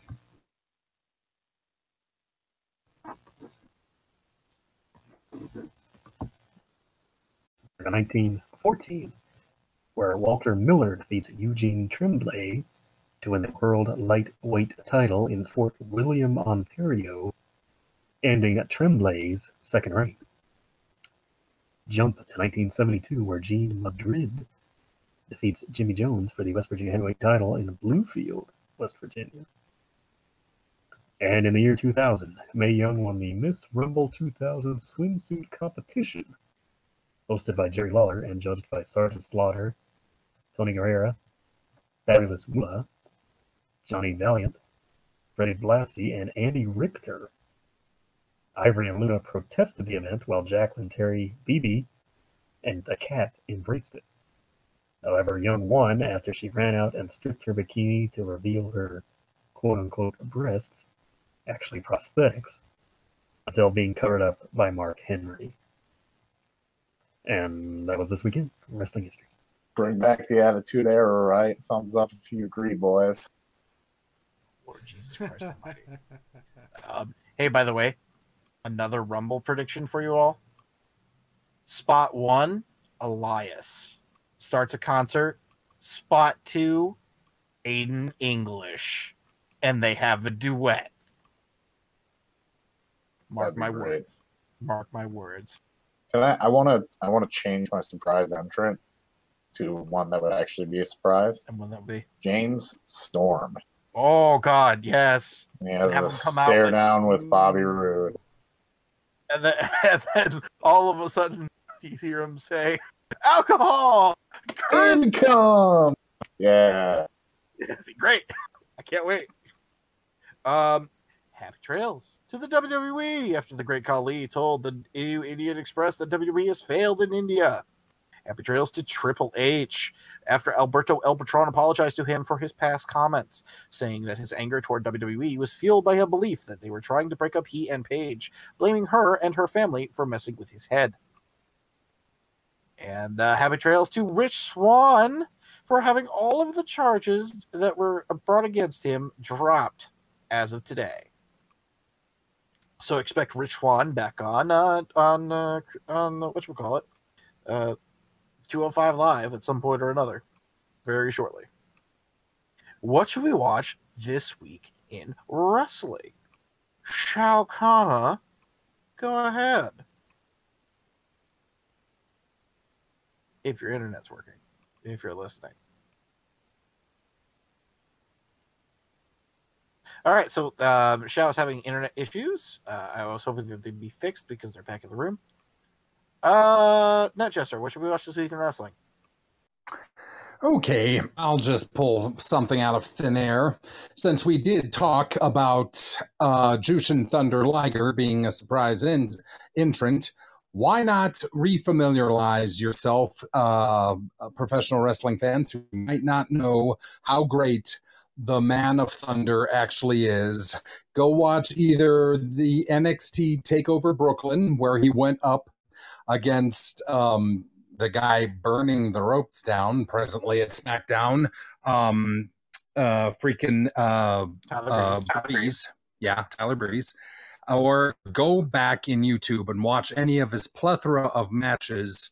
And I'll even say this, he had a few especially good ones against Chris Benoit. So just look up Jushin Thunder Liger on YouTube and you're going to find some good entertainment. Omega BR, which we watched this week in wrestling. Trying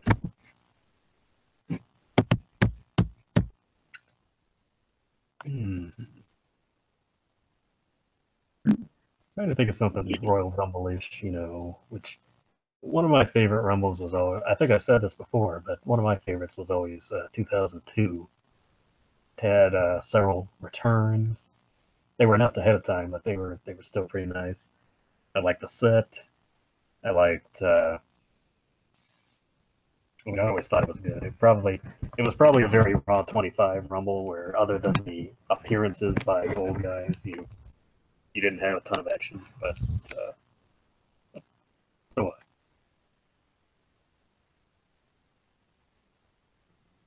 Yankum, what should we watch this week in wrestling? You should watch the Royal Rumble from 1999, which featured a really fucking good I Quit match between The Rock and Mankind. You mean that I Quit match? The one that's on Beyond the Mat? That's the one. Oh, Also, Lord. I liked it. And also the Royal Rumble match that was won by Vince McMahon. Spoilers? Jesus. Spoilers fucking 10 years later. Okay. Almost 20, bud. Almost 20. Shit, God, I'm fucking old. Oh, God. Save us, dog. Save us, dog. There is no saving you guys, let's face it. I gotta go with the main event of NXT again. It was a fucking great match. If you would have, in fact, whenever he first debuted as this Prince character and he was supposed to be a heel, I thought he was a fucking geek. And now I think he's one of the best on NXT. Velveteen Dream versus Johnny Gargano with the #1 contendership on the line. Kind of spoils the ending, but you probably knew the ending anyway. It doesn't matter. Excellent fucking match. I'm actually going to suggest a match from 205 Live this week. I believe it was Cedric Alexander and Mustafa Ali, who fucking had this amazing fucking match that was just phenomenal. I could not believe how good this match was, and it's on 205 fucking Live of all things. They actually wrestled like they're cruiserweights, and they actually wrestled like they wanted to. It was a good story. The right person went over. I had a good time watching it. I would highly recommend going back to 205 Live and watching that shit too. Funny. It's funny with 205 Live is they're starting to cut all the bullshit out and getting down to like the actual good wrestlers just wrestling. Suddenly it's good. Who would have fucking thought, right? Right, exactly. We should probably point out also that whatchamacallit, that Sasha Banks was on Hot Ones. I watched it before we went down the show, and it's funny. I liked it. Shao Kahn is back with us, I think. Yep. What should we watch? Alrighty. Well, I'm going back through my watch history and see what matches I've watched recently, and I found this goodie from Rev Pro's Global Wars UK 2017 back in November.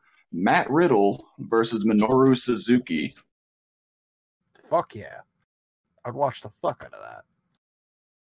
I also cannot wait for the next PWG show to come out on DVD. That's going to be a whole lot of fun. Oh, and go watch the Al Snow You Shoot. Hell fucking yes. Al Snow. Oh, God. All right, everybody. Thank you all for listening. I really appreciate it. If you tuned in, stick with us this whole time, thank you very much. Please, please, please drop a like, leave a comment, on YouTube, youtube.com/SmarkSnark, facebook.com/SmarkSnark. Do the same thing, please. Don't be afraid to say hello. We're also on Twitter. Yankum likes to tweet out during Raw. We're all probably going to be tweeting during the Royal Rumble too. We might do some Family Wood coming up here in a little while, but that might be a little later on, but we will see. Thank you all for listening. Take care. Spike your hair. Woo, woo. Woo.